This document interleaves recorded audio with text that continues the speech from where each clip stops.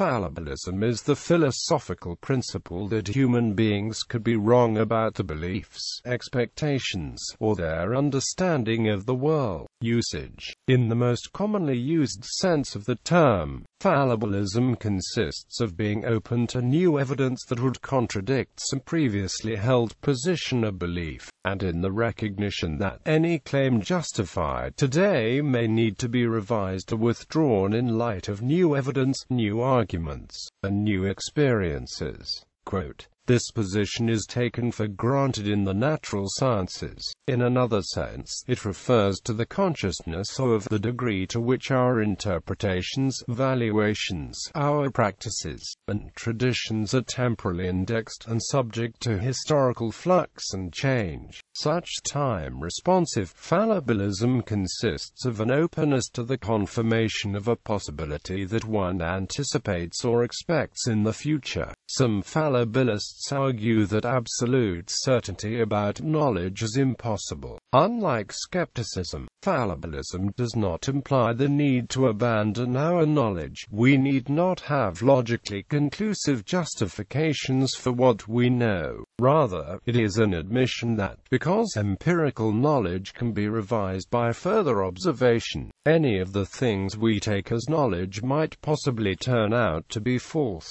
Some fallibilists make an exception for things that are axiomatically true. Others remain fallibilists about these as well, on the basis that, even if these axiomatic systems are in a sense infallible, we are still capable of error when working with these systems. The critical rationalist Hans Albert argues that it is impossible to prove any truth with certainty, even in logic and mathematics. This argument is called the Munchausen trilemma. Proponents. As a formal doctrine, fallibilism is most strongly associated with Charles Sanders Peirce, John Dewey, and other pragmatists, who use it in their attacks on foundationalism. However, it is already present in the views of ancient philosophers that were adherents of philosophical skepticism, including the philosopher Pyrrho. Fallibilism is related to Pyrrhonistic skepticism, in that Pyrrhonists of history are sometimes referred to as fallibilists, and modern fallibilists as Pyrrhonists. Another proponent of fallibilism is Karl Popper, who builds his theory of knowledge, critical rationalism, on falsifiability. Fallibilism has been employed by Willard van Orman Quine to attack, among other things, the distinction between analytic and synthetic statements. Moral fallibilism.